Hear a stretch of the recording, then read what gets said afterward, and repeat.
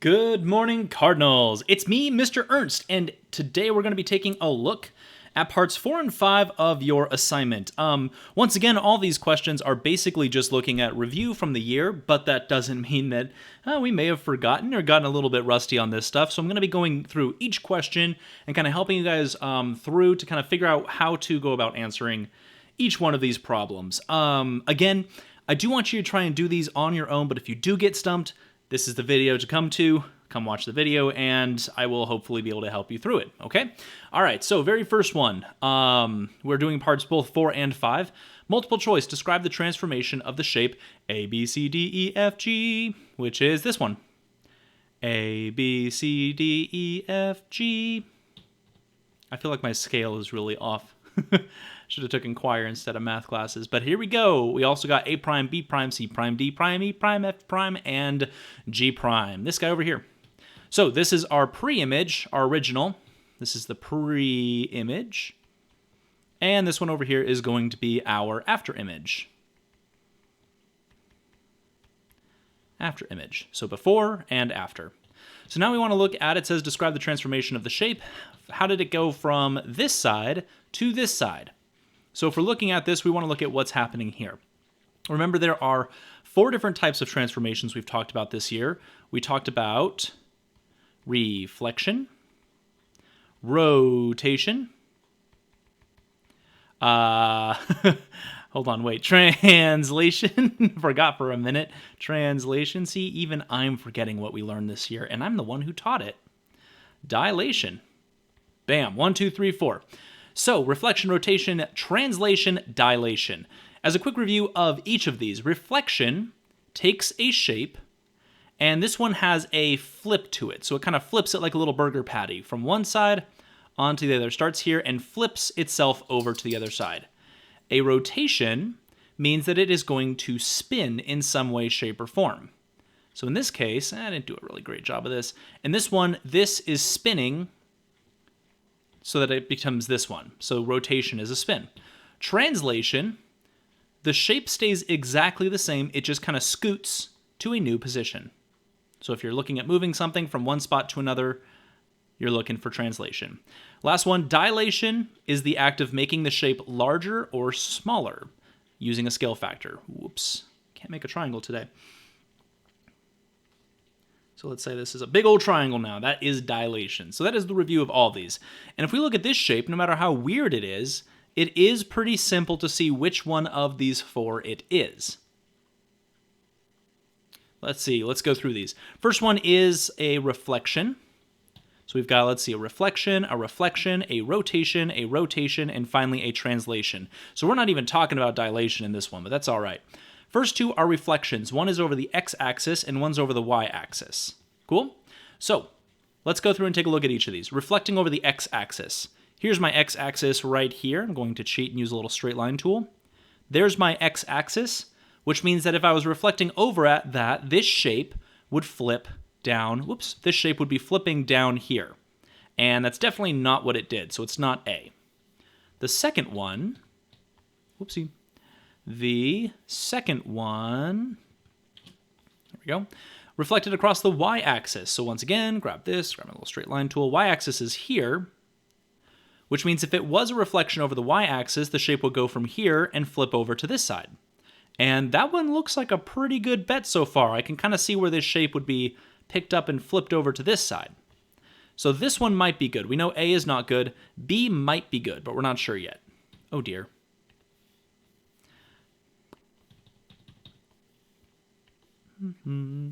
Somehow I'm still getting used to this tablet. One day I'll be good at distance education. Okay, so we know it's not A. It could possibly be B, but we want to check the other ones first. Shape was rotated 180 degrees, about the point 0, 0, right here, which means that would mean this shape right here, this shape here, I'm going to grab it, would be rotated 180 degrees and end up down here, which that's definitely not what happened. That's a super rough sketch of it. That's definitely not what happened. So it did not rotate all the way down into quadrant 4. Remember, this down here would be quadrant 4. So that's definitely not what happened, so we know it's not that one. What about rotating 90 degrees about 0.00. 90 degrees, again, we rotate in counterclockwise when it's positive. So that means that this shape would, if I were to circle this would rotate 90 degrees like this, and it would come down here. Which, again, that's also not the case. It's not sitting down in quadrant 3 either, so that immediately eliminates option D. Finally, the shape was translated with a point A, translating in point A. So that would mean that this shape simply kept the exact same shape, but would slide over here. And again, I can see that that's not the case, because it has changed in some way. It has flipped. So I've eliminated all my other options. The only viable one is B. So that would be the answer for this one. Next question, moving right along. This one, once again, talks about these things. Describe the transformation of shape A, B, C, D, E, F, G. So this one is where we're starting, and we're getting to this one somehow. So let's go through each option once again. The shape was reflected across the x-axis. Once again, highlighting my x-axis so we can see it. If we reflected it, that means this shape here, whoops, that's not what I want. This shape here, I picked like really weird looking polygons here. This shape would be reflected, so it would kind of come down like this and be down here, right about here-ish. And that's definitely not what happened. If it reflected, it would go from here down to here. It is not A. So I can cross out A. The shape was reflected across the y-axis. Okay, let's check out the y-axis. Go from here to here, pop. Circle. Again, if it was going over the y-axis, it would flip this way and come over here. And it's definitely not in quadrant 2, so we can immediately cross out B. We know B is not a viable option. C, the shape was rotated 180 degrees around 0.00. So that would mean that we are going to be rotating around this. If I was to grab this shape, rotate it 180 degrees, and then move it to this quadrant, hey, look at that. Lines up pretty nicely. That one is definitely looking like our answer so far. So C is definitely a viable option. Let's check our other answers first. The shape was rotated just 90 degrees this time. Taking that same shape, rotating it 90 degrees, and it's going to end up down here. And again, that's definitely not where my shape is, so it can't be D. Oops. Can't be D. Last one, shape was translated with point D translating to point D. Again, a translation is just a scooch. It is a slide from here, and it would slide down to here. And once again, that does not line up at all, so it's not going to work for that one either. So the correct answer for this one would indeed be the option C. Bop, bop. Next question. All right, so this was the one that a lot of people were having trouble with. So let's go over this one together. The teachers at a middle school plan to sell book bags to raise money for a school trip. Their questions are, how will the number of book bags purchased depend on the price charged for each bag? And what price will result in maximum profit? Obviously, we want to maximize profit. Profit's good stuff. Teachers ask the students, how much would you pay for a special book bag? The survey is below. Now, I want to be clear. The survey is only these points. It's not the line itself. The line is drawn after we get the points. So each one of these points is put in. Each one of these is a different student or data point. And then after we get all those points, then we're able to put down a trend line where we can see where that's going. And all these problems are going to be dealing with the blue trend line, not with the dots. Okay? We only really use the dots to get the trend line. This guy. Bam. Very first question. Let's get at it. Write an equation that shows how the number of bags is sold. This is super easy. Again, we're not looking at the dots at all. We're only concerned with the trend line. Cool? This is a straight line, which means we know this is going to be linear, which means we know we're going to be using y is equal to mx plus b. In this equation, there's only two factors that we need to find. We need to find the m, and we need to find our b value. So starting off, b is usually a little bit easier to find on a graph. B is simply where it's going to cross our y-axis, so this axis here. So at what point does the blue line cross this purple line? Crosses right at 200. Nice and easy. For our m, our slope, we want to see how is this changing. We have where the graph starts, but now we want to see how is this graph actually changing, okay? So on this, we just need two different points to compare. And I want nice solid points that I definitely know, what their measurements are. I like this one because it crosses right here at the top, 0 and 200. So I'm going to use 0 and 200. And let's see, where's another good lattice point? Again, lattice points where it kind of bullseyes. There's another great one right here. That's 10 and 100. 10 and 100.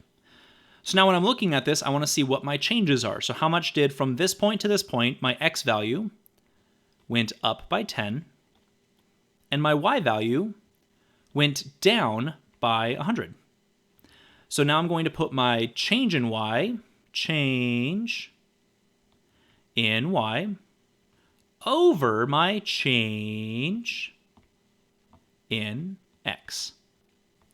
My change in y in this situation, these are my y values, so my change in y is negative 100. So my change in y is going to be negative 100. My change in x is right here. My x value changed from a 0 to a 10. This is how much it changed by, a positive 10. So I'm going to write down a positive 10. And this is my slope, negative 10 over 100. Now, we can definitely simplify this. In fact, it's very simple to simplify this. Negative 100 divided by 10 is simply going to be negative 10 over 1, which simplifies to simply be negative 10. So our m value over here is going to be, my change is negative 10. And there's my equation. Y is equal to negative 10x plus 200. Once again, we did not use these dots at all because we don't care about those data points anymore. We have a blue trend line. How many bags would be requested if the price were 0? Super easy. Here's all the prices. Here's 0. We're going to come straight up from here. See where the line hits? At 200. How many bags would be requested if the price were 0? 200. How will the number of bags sold change, my change, for each increase of $1 in the price? In other words, every time I add $1, how much is it saying that it's changing? This can be solved super easily from our equation. Remember, we have two different parts to this equation. We have where it starts. This is where the equation starts. And this is how the equation changes. Cool? And we looked at it over here. We had negative 10 over 1. That equation tells us exactly what this is. As the x value, my x value, changes by 1, my y value goes down by 10. So going all the way back, when I'm looking for my change, how will the number of bags sold change? They will decrease by 10. That's represented right here. It's represented right here.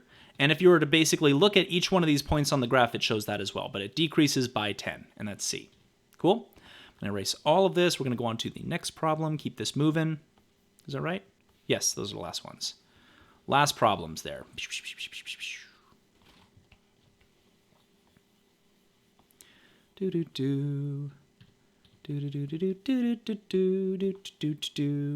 Okay, I'm going to leave that over here because I know we're going to need the equation for this problem. Use your equation from part A to complete this table, showing the numbers of bags sold and income from the sales for various sample prices. So, price per bag. We have numbers of bags sold, N, and then the income. So in other words, this is how much we're selling the bag for. This is how many bags we're selling, and this is our total income. These two, this is our X and Y value from our graph, and then this is not included on our graph. The income from sales is just going to be, well, we'll talk about this in a minute. So each one of these, it doesn't have it in here, but I'm going to write it in here. This is $4, $8, $12, and $16. Cool? Number of bags sold. So what we're going to be doing is we're going to be plugging in 4 for each one of these.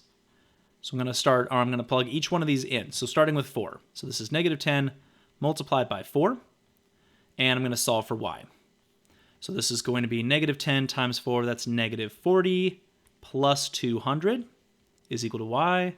Negative 40 plus 200 gives me 160 is equal to y. So if we sold them for $4, we would sell 160 bags. Once again, I'm going to do this same process again, but instead of 4, this time it's going to be 8. Let's change the color to like a blue. This is going to be 8 this time. So instead of negative 40, this is now going to be negative 80. Negative 80 plus this is going to not give me 160, but instead give me 120. So I have 160, and this one would be 120. For 12, once again, I'm going through and just replacing this. 12. So now negative 10 times 12 would be negative 120, which means that y this time is going to be equal to simply 80. So again, all we're doing is using the equation to fill this in. 16, plug in 16, negative 10 times that is going to give me negative 160 plus 200. Final answer comes out to simply be 40, right? Yes, 40. Bam. Now that we have these numbers, we can find out what my total income from sales is. Total income from sales is very simple. We're just going to do this number. Each bag costs $4. We're selling 160 bags, and I want to know how much total money we're going to get from that. So it's simply going to be the dollar amount multiplied by how many bags we sold. So 4 multiplied by 160. And I'm going to be using my calculator, which I don't think you guys can see, but I'm going to be using my calculator for these. 4 multiplied by 160. So the first one comes out to be 640. The second one comes out to be 960. The third one, we're going to have 12 multiplied by 80. 12 multiplied by 80 gives me 960 again. And finally, we have 16 multiplied by 40, which gives me 640. Now that's kind of interesting because we can see the pattern of how much profit we're making is going up. It gains, it grows from here to here, stays the same, and then starts to drop back down again. Which means that if we were looking at this, if we were looking at this on a graph, it would look something like this. It would slowly get larger. This about would be 960, and then it would start to come back down again. So, last question. We filled in our table. Yep, that's it. Company making the book bags charges a one-time design fee of $100 and then $5 for each bag made. What equation shows the cost C of a book bag, depending on the number of bags? So let's see. Company making the book bags charges a one-time design fee of $100. So we know we're already being charged $100, but it's only once. So we have 100. And then $5 for $5 for each bag made. So we have $5 multiplied by the number of bags, which is n. So 5 times n. What equation shows how the cost C of a book bag order depends on the number of books? All right, well, we have our initial cost. We have how much we're charging for each bag. So we just need to combine these two, and that is equal to our total cost. And that's it. 100 plus 5n is equal to C, which, if you got a sharp eye for it, is exactly like our y is equal to mx plus b. It's just in reverse this time, the way that I wrote it out. Cool? And that, I do believe, is all of our problems. If you guys have any additional questions, please let me know. I will be happy to help you out. Yeah, hope you have a great weekend, and I'll see you guys next week. Bye!